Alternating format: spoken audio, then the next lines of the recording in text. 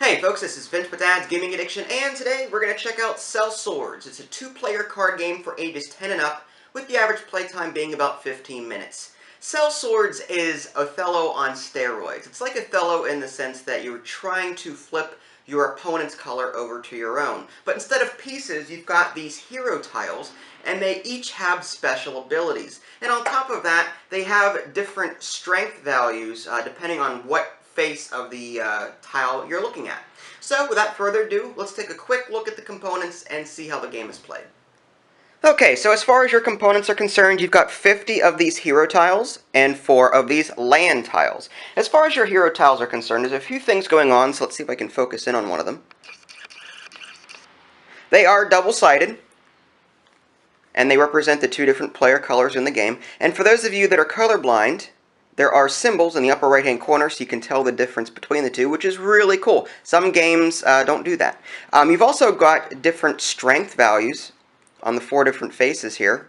1 is 6, for example, on this card, 3, 2, and 3. Basically, that's how strong they are when attacking an enemy in that particular direction. On the very bottom, you've got a special ability. They are the same on both sides, so one player won't feel more powerful than the other. For this commander, for example, may choose an opponent's tile. They play that next. Okay? And some other ones have different abilities too, like the assassin, for example. The assassin has different strength values, very strong to the right here, but very weak on every other side. The assassin's special ability may switch places with an adjacent enemy tile. The Cadenza cannot be moved. What other ones we got? This one looks like a Pokemon. Borneo, there we go. May flip any tile. If so, opponent does the same. The Beggar, -2 points to opponent at the end of the round. The Bard may use a flipped tile to compare numbers with one tile. So yeah, there are a lot of different tiles in this game, a lot of different hero cards, and they each have a special ability, and honestly, that's where the learning curve really comes into play. The gameplay is very simple. It's just you have to get used to what all of these different cards do. As far as these land tiles, this is basically the starting point for the game. Players will be building off of this starting tile. Now, this particular one is the recommended land tile. It has no special ability, but there are some other ones that allow you to include some special conditions if you want to, like this. I'm going to butcher this. Yggdrasil land tile, 1 round, play one of the top 2 tiles on your turn. The Ragnarok, each player removes 3 tiles on board after round 1. And Niflheim, flipping via number comparing causes tile chains. So yeah, there are, again, different land tiles that allow you to mix up the game's rules a bit. So the game itself is played over a total of 2 rounds. At the beginning of the first round, you'll be drafting out of 12 cards, and what you're going to do is deal 12 cards from the deck of 50 onto the center of the table like this, and each player will take turns picking one. So let's say that this player picks this one picks this one, and so on and so forth, until each person has a total of 6 cards in their hand. After the drafting process is complete, you'll want to take one of the terrain tiles and put it into the center of the table. This won't necessarily be the center of the grid itself, but it's a place for players to build off of. The recommended starting tile is this Asgard. It has no special abilities, but if you are feeling daring, you can use one of these other 3 here to mix up the game's rules a bit. Now, what you'll also want to do is decide who's going to be blue and who's going to be red. Just for the sake of example purposes, I flipped this guy's hero tiles in the back over to the red side, just to clearly show that this is red and this is blue. Now, the starting player is the person who drafted first. Let's just say, for the sake of argument, that this player down here drafted first, so he's going to go ahead and play a card first. And he'll place it next to an existing tile. Whenever a player plays a tile, the first thing he'll do is observe its special effect. In this case, the Squire may switch places with an adjacent ally tile. There's no other ally tile on the board, so you're really not going to worry about that one. After that, you'll compare numbers, and there's nothing to compare numbers with right now, so we're going to skip that step. Okay, so the other player is going to go. He's going to go ahead and choose something here. I guess we'll choose the Priest. And now it's important to note that whenever you place a tile, you can also rotate it to any orientation you want to.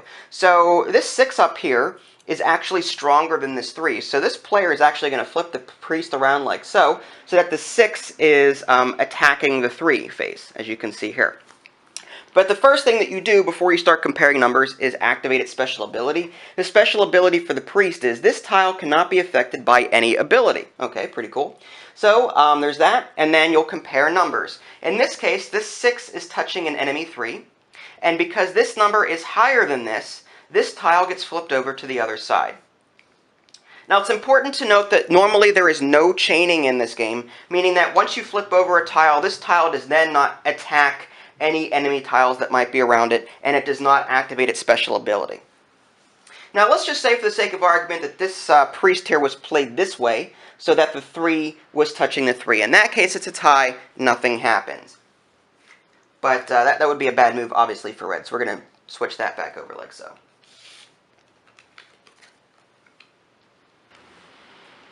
Okay, now this will continue until players run out of cards to play. Now it's worth noting that while they are doing this, they cannot extend the playing area beyond a 5x5 grid. In this case, we've already got 5 cards going across, so a player could not play a card over here in the future, nor could they play a card over here in the future. Okay? And that's why the center tile may not necessarily be the center of the playing grid, because if someone plays a card up here, they would not be able to put one here and then one above it. So this Asgard tile would not be in the direct center of that playing grid.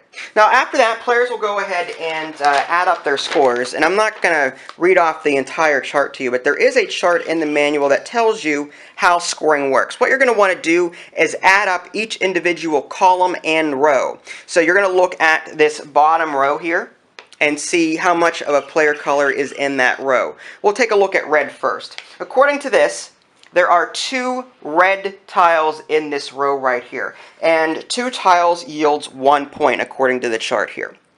So red would get 1 point for this. For this row, 1 tile gets you nothing. There are 2 tiles here that's worth 1 point, and that's it for red's rows. Now let's take a look at the columns. In this column, there's 1, so that's 0 points. There's 2, that's 1 point. 0 is 0 points. 2 is 1 point. So you would add up the rows and the columns, and that would be red's score for round 1. And the same thing would happen for blue. You take a look at the rows, you take a look at the columns, add up all those points, and that would be blue's points for round 1.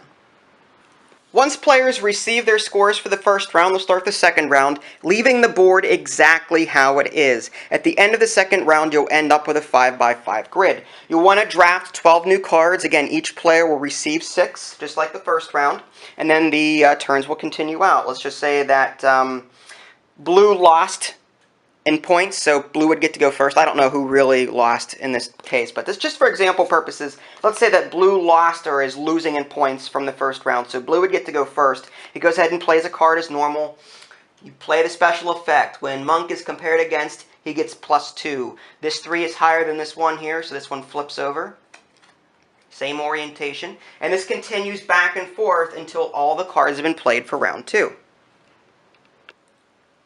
Alright, now once all of the cards have been played, like I said, you'll end up with a 5x5 playing grid, and scoring for round 2 works the exact same way. What you'll want to do is you'll want to compare the rows and the columns, but obviously point values will be much higher in this round, just because, you know, you have the possibility of getting 5 in a row, like red is done over here and blue is done over here. Again, rows and columns, add up the points, and whoever has the most points from both rounds will win the game. Alright, there you have it, a very brief look at Sellswords. It's important to stress that I did not cover all of the rules found in the manual. This is just to give you a general overview so that you can see for yourself whether or not you'd want to pick it up. Do I recommend it? Yes. This is, again, Othello on steroids. The biggest part of this game is learning all of the different character abilities. The gameplay is easy as far as what you can do on your turn, but all of these characters have different abilities, and it can be overwhelming to first-time players. Luckily, there is a little guide in the manual. It folds out like so, and it lists each individual character that you'll find on these hero cards and what they do. And you'll even see a guide as far as these abilities being optional or mandatory, continuous, end of round, that kind of thing. So once you get past this part of it, the game isn't so hard to play at all. And it's worth sticking with to learn all of these abilities because it's extremely fun. There's a lot of depth here. As far as the artwork, it's fantastic. The artwork is reminiscent of Pixel Tactics, another game that I reviewed for Level 99 Games, same company, way back in the day. I also like the fact that there are symbols in the upper right-hand corner of these cards for colorblind people. The sun is on one side and the moon is on the other side. So yeah, nice touch there. Really nothing to complain about, honestly. And the price is right. I think it's like 15 or 20 bucks. Don't quote me on that. I didn't look it up, but it's like 15 or 20 bucks. It's nothing too crazy expensive, so it's worth it, I think. So go pick this up. It's a fantastic game. If you guys want to see my full review, you can. www.dadsgamingaddiction.com. If you haven't already, subscribed to my YouTube channel. That way you can keep up to date with any new content I happen to publish. This is Vince. Thanks for watching, and I'll catch you next time.